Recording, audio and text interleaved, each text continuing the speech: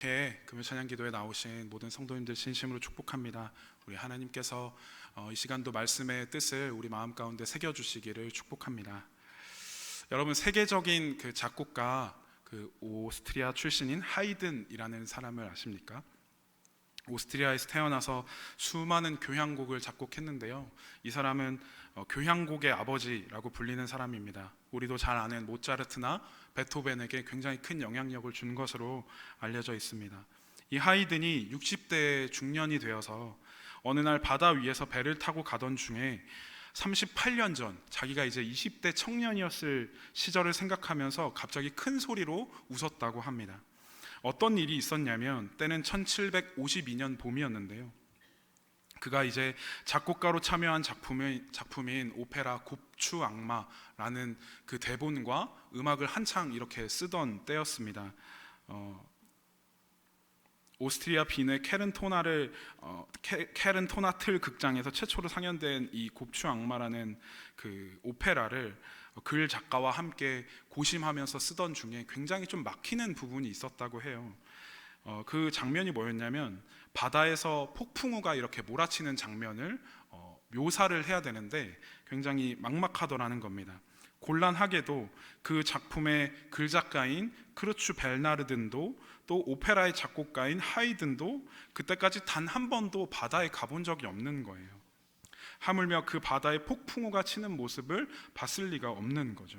바다가 어떻게 생겼는지, 폭풍이 불면 파도가 어떻게 치고 어떤 소리가 나는지, 얼마나 무섭고 또 휘몰아치는지 눈으로 직접 보지 못했던 작가와 작곡가 두 사람은 제 멋대로 각기 이런 모습일 거다, 이런 느낌일 거다라는 식으로 상상하면서 오페라를 꾸며 나가게 됩니다.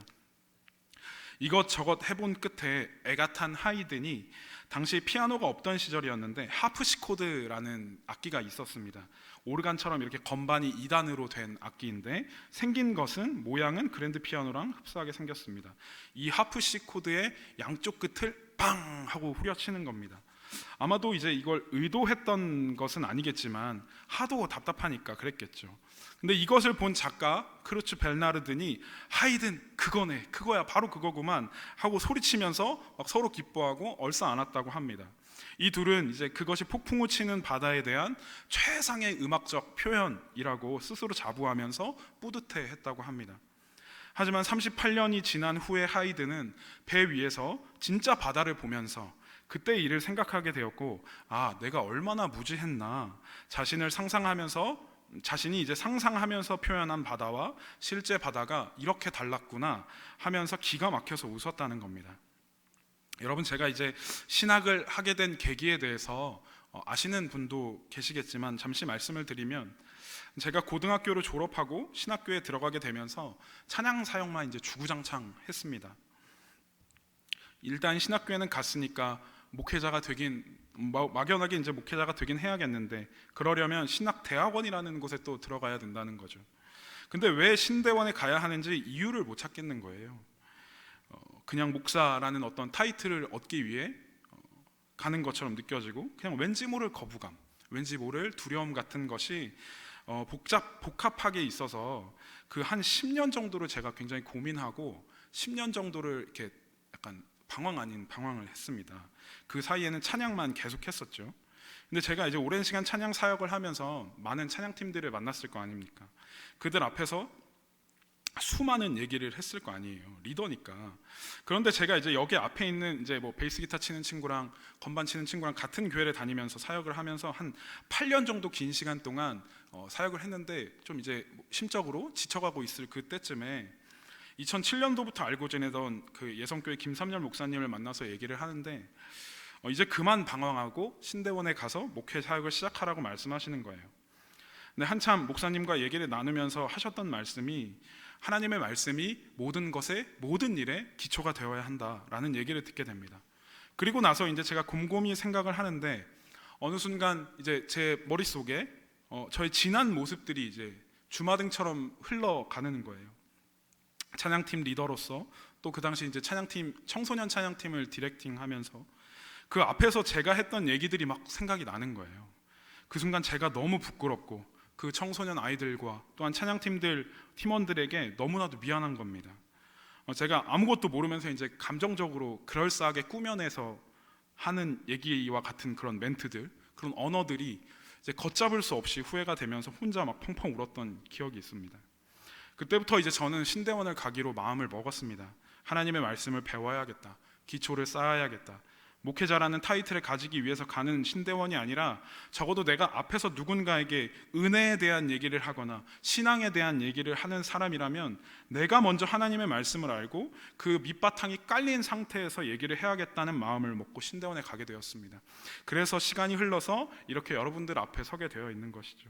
여러분, 사람이 얼마나 무지합니까? 이렇게 무지합니까? 하이든도 제 딴에는 더할 나위 없이 최고의 표현을 했다고 생각했지만 실제로 바다에 나가보니까 그게 얼마나 초라한 상상이었는지 알게 되었다는 것이죠. 우리도 마찬가지입니다.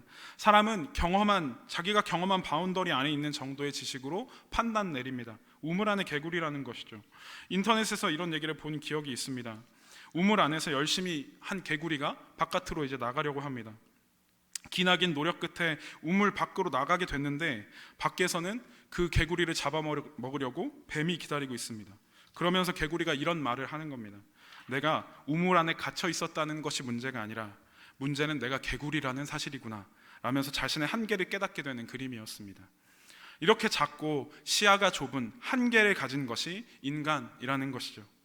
그런데 요즘 시대의 방향과 유행, 풍조가 다 인간 중심, 내 중심으로 흘러갑니다. 자기 자신이 너무나도 중요한 세대입니다. 사람의 성향을 알아가려고 MBTI 뭐냐 하면서 사람을 알아가려고 노력합니다.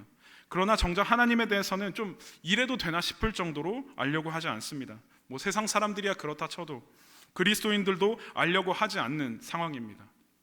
심지어 개나 고양이들에 대한 그 마음을 알고자 그들의 대한 지식을 찾고 관심을 가집니다. 심지어는 무슨 개 고양이의 목걸이를 거는데 이 고양이나 개가 이렇게 야옹하거나 이렇게 짖으면 이런 말을 하는 거다라는 번역해주는 기계까지 있더라고요. 근데도 사람들은 하나님을 찾지 않습니다. 많은 그리스도인들도요, 이런 상황에 놓여 있으면서도 자기들이 다 안다고 생각한다는 겁니다. 자신이 경험해본, 사실 5만여 개의 이 땅에 교회가 있다고 하는데 다녀본 한두 곳의 교회, 또 살짝 발만 담가본 예배, 찬양, 기도들로 교회는 이렇다, 하나님은 이렇다 정의 내리면서 거의 평론 전문가처럼 기독교를 평가합니다.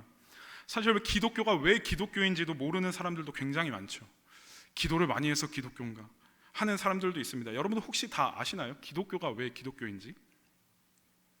기독교는 그리스도교라는 뜻이죠. 중국어로 이제 번역하는 과정에서 그리스도를 기리사독이라고 번역을 했고 이것을 줄여서 기독교라고 말을 한다고 합니다. 근데 제가 이걸 안다고 하나님이나 교회에 대해서 모든 것을 다 아는 것은 아니지 않습니까? 근데 자기가 얼마나 알고 얼마나 모르는지에 대해 생각해 보지도 않고 그냥 오래 교회 다니면서 자기가 아는 만큼의 하나님을 제한하고 제한한다는 것이죠. 오늘 말씀 로마서 11장은 바울의 편지인데요, 원래 선택받은 민족이었던 유대인들이 구원자이신 예수님을 몰라보고 십자가에 매달아 죽이게 됩니다. 어떻게 보면 이제 더 이상 그들에게는 구원의 은혜가 아예 사라진 것 같은 그 상황에서 원래 그들이 거들떠보지도 않았고 짐승처럼 여겼던 이방인들이 부활하신 예수님을 믿고 구원의 대상이 돼버린 겁니다. 원래 유대인들에게만 있다고 생각했던 구원의 은혜가 이방인들에게도 옮겨지게 된 것이죠. 거기까진 좋았는데 이제는 그 이방인들이 그 받은 은혜에 너무나도 들떠서 오히려 교만해지게 된 겁니다. 저 유대인들 저거 꼴 좋다, 구원이 자기들에게만 있다고 생각하고 교만하더니 아주 보기 좋구나 라면서 오히려 그 이방인들이 더 교만해지게 된 겁니다. 은혜를 받으면 기분이 날아갈 것 같은 그런 감정이 생기지 않습니까? 붕 뜨게 되는 것이죠. 그래서 은혜라는 말 뒤에 항상 붙어야 하는 것이 영광이라는 뜻의 히브리어 카보드입니다. 카보드의 어근은 카베드인데요, 이게 무겁다라는 뜻을 가지고 있거든요. 겸손하도록 우리가 하나님의 영광을 생각하여 눌러주는 것이죠. 은혜를 경험한 우리의 감정과 우리의 상태가 날아갈 것 같을 때, 점점 더 높아지려고 할 때 하나님의 영광을 생각하여서 눌러주는 겁니다. 근데 이방인들이 하나님의 영광을 생각하지 못하고 교만이 막 하늘 높이 치솟아 있는 것을 바울이 알게 되었고 그러지 말라고 권면합니다. 하나님의 영광을 우선으로 생각하는 바울이 그들의 교만을 눌러주고 있는 것이죠. 오늘 우리가 함께 읽지는 않았지만 11장 20절에 보면요, 옳도다 그들은 믿지 아니함으로 꺾이고 너는 믿음으로 섰느니라. 높은 마음을 품지 말고 도리어 두려워하라 라고 나옵니다. 바울은 그래, 너희들 말이 맞아. 유대인들은 예수님을 믿지 않아서 그렇게 됐고 너희 이방인들은 예수님을 믿음으로 우뚝 서게 되었어. 그러나 교만하지 말고 저들을 보면서 오히려 두려운 마음으로 겸손해야 돼 라고 얘기를 하는 것이죠. 이어서 21절에 하나님이 원 가지들도 아끼지 아니하셨은즉 너희도 아끼지 아니하시리라 라는 경고를 합니다. 그들이 애초에 교만해지지 않았다면 바울이 이런 얘기를 할 필요도 없었겠죠. 하지만 바울이 이런 얘기를 편지에 기록한 것으로 보아서 이방인들이 받은 은혜로 오히려 교만해졌던 것을 알 수가 있는 것입니다. 우리가 함께 읽은 25절 26절에 보면요, 형제 자매 여러분, 이방인들을 얘기하는 거죠. 여러분들이 모든 것을 다 알았다고 장담할지 모르지만 아직 깨닫지 못하는 비밀이 하나 있는데 여러분도 그것을 꼭 알기를 바랍니다. 그 비밀이란 이런 것입니다. 일부 이스라엘 사람들이 지금은 완고하고 예수님을 버려서 구원과 상관없는 것 같지만 모든 이방인들이 하나님께 돌아오는 날에는 그 완고한 마음을 버릴 것이고 결국 온 이스라엘도 구원받을 것입니다. 이사야서에 기록된 바 구원자가 시온에서 오사 야곱에게서 경건하지 않은 것을 돌이키시겠고 내가 그들의 죄를 없이 할 때에 그들에게 이루어질 내 언약이 이것이다 라고 말씀하셨다고 바울이 일러줍니다. 지금은 비록 유대인들이 예수님을 버리고 내쳤기 때문에 그들에게서 구원자이신 예수님을 찾을 수 없는 것처럼 마치 그렇게 보이지만 그들 중에도 예수님을 믿는 사람들이 있어서 하나님은 하나님의 사랑으로 선택하시고 부르신 그의 백성들을 포기하지 않으시고 구원의 길을 열어주실 것이라는 얘기입니다. 오늘 말씀 30절에서 32절을 제가 표준 세번역 성경으로 읽어드리겠습니다. 전에 하나님께 순종하지 않았던 여러분이 이제 이스라엘 사람의 불순종 때문에 하나님의 자비를 입게 되었습니다. 이와 같이 지금은 순종하지 않고 있는 이스라엘 사람들도 여러분이 받은 그 자비를 보고 회개하여 마침내는 자비하심을 입게 될 것입니다. 하나님께서 모든 사람을 순종하지 않는 상태에 가두신 것은 그들에게 자비를 베푸시려는 것입니다. 아멘. 바울이 이제 이방인의 사도라고 불릴 만큼 이방인들의 마음에 품고 그들을 위한 복음을 위해 목숨을 걸었던 것은 사실입니다. 그렇지만 유대인인 바울의 그 마음에는 유대인들을 위한 구원의 소망도 여전히 그 마음 가운데 활활 타오르고 있었던 것이죠. 그래서 29절에 하나님의 은사와 부르심에는 후회하심이 없느니라 라고 이야기합니다. 여기서 후회하심이 없다라는 얘기는 하나님께서 은혜와 사랑을 베풀어 주시고 부어 주셨는데 그 부어 주신 어떤 대상이 죄를 저질렀다고 해서 잠깐 이렇게 눈을 돌렸다고 해서 그 주신 것을 다시 빼앗고 계획을 취소하시는 분이 아니라는 겁니다. 이런 말씀을 가지고 구원파 같은 어떤 이단들은 구원을 받으면 무슨 죄를 저질러도 구원을 받는다고 이런 말씀 하나를 이렇게 끄집어내가지고 얘기를 하지만 그건 아니죠. 바울이 말하는 의도는 예수님을 버리고 떠난 유대인들도 다시 돌아와서 그 성화의 그 과정을 걸어나갈 때까지 하나님은 포기하지 않으신다라는 것을 말해주고 있는 것입니다. 바울은 말합니다. 이전에는 이방인인 너희가 하나님의 말씀에 불순종했지만 하나님께서 너희를 불쌍히 여기셔서 구원을 베풀어 주셨고 지금은 유대인들이 하나님의 말씀에 불순종했지만 그들에게도 긍휼을 베푸실 것이고 나아가 지금 현재를 살아가고 있는 저와 여러분들이나 세상 사람들도 하나님을 모르고 모르니까 불순종하지만 그런 우리에게도 하나님의 긍휼하심, 그 사랑에 근거한 변하지 않으시는 하나님의 은혜는 여전히 동일하게 우리 앞에 놓여 있다는 것입니다. 이 사실을 깨닫고 무지함에서 벗어나 하나님을 찾고 성화의 길로 돌아오는 자에게는 하나님의 사랑의 품이 기다리고 있다는 것이죠. 이 하나님의 마음을 깨닫게 되시기를 축복합니다. 로마서 5장 말씀에 이런 얘기가 나옵니다. 이런 말씀이 나오죠. 우리가 환난 중에도 즐거워하나니 이는 환난은 인내는 연단은 소망을 이루는 줄 알미로다. 소망이 우리를 부끄럽게 하지 아니함은 우리에게 주신 성령으로 말미암아 하나님의 사랑이 우리 마음에 부은 바 됨이니 우리가 아직 연약할 때의 기약대로 약속대로 그리스도께서 경건하지 않은 자를 위하여 죽으셨도다. 아멘. 하나님의 사랑은 하나님에게 충성된 자만을 위해 존재하지 않습니다. 하나님의 사랑은 그 당신을 사랑한다고 고백하는 자들에게만 부어지는 것도 아닙니다. 하나님께서 그렇게 정하신 대로, 약속하신 대로 그의 아들 독생자 예수 그리스도를 보내셨고, 사랑의 완성이신 예수님은 경건하지 않은 자를 위하여 죽으셨습니다. 사랑하는 여러분, 오늘 말씀에서 바울은 확신하고 있습니다. 유대인들에게도 구원이 반드시 임할 것이라는 확신이죠. 하나님께서 선택하신 자들을 포기하지 않는다는 것을 확신하고 있습니다. 무엇으로 확신하고 있습니까? 하나님의 말씀을 근거로 확신하고 있습니다. 하나님의 계획과 한번 말씀하신 그 말씀은 절대로 후회가 없으시기 때문에, 하나님의 계획에는, 하나님의 선택에는 실수가 없으시기 때문에 바울은 그 말씀에 힘입어서 확신하고 있는 것이죠. 혹시 지금 내가 걸어가는 이 삶이 내가 보기에 너무나도 엉망이고 하나님 앞에 서기에 부끄럽다고 생각하시는 분들이 있다면, 그럼에도 지금 하나님 말씀 앞에 나와 있는 이 시간 덕분에 더욱 희망이 있는 것을 믿으시기 바랍니다. 하나님께서는 자신을 향해 걸어오는 반보의 걸음이라도 귀하게 여기시고 응답하시는 분이신 줄 믿습니다. 내가 반보 하나님 앞에 걸어가면 10걸음 다가오시는 하나님이신 것을 이미 저보다 여러분들이 더 잘 알고 계실 거라고 믿습니다. 언젠가 제가 그런 질문을 받은 적이 있습니다. 하나님께 기도했던 것 중에 응답받은 것이 무엇이 있느냐라는 질문이었습니다. 질문을 받은 순간 사실 갑작스럽기도 했고 해서 조금 막막했습니다. 사역을 시작하고서는 하나님의 응답을 바라고 기도한 적이 별로 없기 때문입니다. 모든 것은 하나님의 뜻대로 이루어 주실 것을 믿는 믿음이 제 가운데 있었기 때문이죠. 그래서 과거를 한번 생각해 보니 두 사건이 기억이 났습니다. 하나는 사랑하는 우리 어머니가 뇌출혈로 쓰러지셨을 때 하나님 한 번만 살려주시면 하나님 하라고 하시는 거 다 하겠습니다, 어디든 가겠습니다라고 했을 때 살려주셨던 것 하나와, 또 하나는 좀 웃긴데 안 웃기면 어떡하죠? 초등학생 때 일이었는데요, 저와 제 형은 학교에 들어가면서부터 아버지에게 굉장히 많이 맞았습니다. 그렇게 저희 형제를 때리셨어요.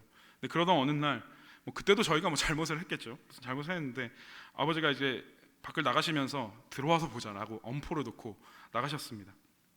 어린 마음에 형과 저는 너무나도 두려웠고, 형이랑 저는 그렇게 친하지도 않은데 둘이 껴안고 기도를 하기 시작했습니다. 근데 둘이 동시에 이렇게 한숨을 쉬면서 하나님, 그리고 또 동시에 아버지 한 거예요. 동시에 서로. 근데 그러니까 웃음이 터져가지고 기도를 못했습니다. 기도를 하려고 하나님 아버지를 불렀는데 기도를 못했답니다. 근데 그날 아무 일도 일어나지 않았습니다. 아버지는 돌아오셔서 저희 형제에게 아무런 얘기도 하지 않으셨습니다. 하나님께 드린 기도에 하나님께서 응답하신 게 어떤 게 있냐는 질문에 이 일이 생각이 났습니다. 지금 생각해 보니까 두려운 마음에 불렀던 하나님 아버지, 하나님은 그 어린 초등학생의 부르짖음에도, 그 작은 부르짖음에도 응답하셨던 겁니다. 사랑하는 성도 여러분, 예수님을 못 박아 죽이고 더는 돌이킬 수 없을 만큼 멀리 가버린 것 같은 유대인들에게도 소망은 있습니다. 바울은 그 소망을 버리지 않았어요. 유대인들은 바울을 죽이려고도 했고 바울이 전하는 복음을 듣지도 않았고 핍박했는데, 그럼에도 바울은 그들을 향한 구원의 소망을 버리지 않았습니다. 저와 여러분들도 마찬가지 아니겠습니까? 여러분들을 선택하셔서 아들, 딸로 부르신 하나님은 절대로 여러분들을 포기하지 않으십니다. 하나님이 부르신 그 사랑의 부르심은 절대로 철회되지 않기 때문입니다. 여러분이 어떠한 경로로 처음 교회에 나오게 되셨고 그렇게 지내시다가 지금 이 시간 이 금요 찬양 기도회를 나오게 되셨는지 모르겠습니다만, 세상 가운데서 이리 치이고 저리 치이시다가 습관처럼 나오게 된 이 예배의 자리, 여러 경로를 통해 지금 이 자리에 나와 있다는 그 사실이 마치 소망이 없는 것 같이 느껴지는 우리 개개인의 삶의 소망이 되는 줄 믿으시기 바랍니다.